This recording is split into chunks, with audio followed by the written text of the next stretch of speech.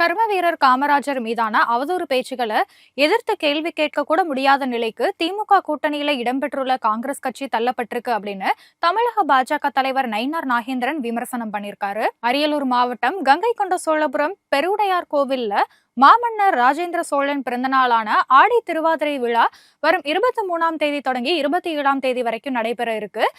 வரும் 27ஆம் தேதியில நடைபெறும் இதன் நிறைவு விழாவில் பிரதமர் மோடி பங்கேற்க இருக்காரு. அவருடைய வரவேற்பு குறித்து பாஜக சார்பா கங்கை கொண்ட சோழபுரத்துல ஆலோசனை கூட்டம் நடைபெற்றது.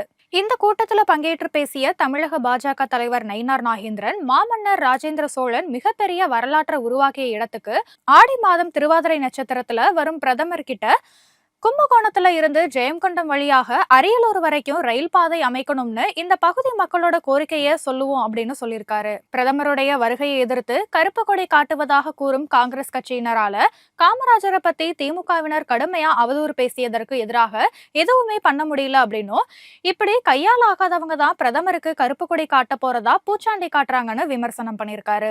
அதிமுக பாஜக கூட்டணியில எந்த குழப்பமுமே கிடையாது அப்படின்னு சொன்ன நயினார் நாகேந்திரன், கூட்டணி தொடர்பான அனைத்து விஷயங்களையும் அமித்ஷாவும் எடப்பாடி பழனிசாமியும் பேசி முடிவெடுப்பாங்க அப்படின்னு சொல்லியிருக்காரு. அமித்ஷா எடப்பாடி பழனிசாமி என்ன சொல்றாங்களோ அதன்படியே செயல்படுவோம்னு சொன்ன அவரு, சட்டமன்ற தேர்தலில் வெற்றி பெற்று தேசிய ஜனநாயக கூட்டணி நிச்சயமா ஆட்சி அமைக்கும் அப்படின்னு சொல்லியிருக்காரு. திமுக அளித்த தேர்தல் வாக்குறுதிகள்ல எதையுமே நிறைவேற்றல அப்படின்னு குற்றம் சாட்டிய அவரு, ஆசிரியர் பணியிடம் அதிக அளவுல காலியாக இருப்பதால ஆதி திராவிட மாணவர்கள் கல்வி பயில்வது படிப்படியா குறைஞ்சிட்டு வருது அப்படின்னு குறை சொல்லியிருக்காரு. எல்லா துறைகள்லையும் திமுக அரசு பின்னோக்கி சென்று இருப்பதை போலவே சட்டமன்ற தேர்தலையும் பின்னடைவை சந்திக்கும் அப்படின்னு நயினார் நாகேந்திரன் விமர்சித்திருக்காரு.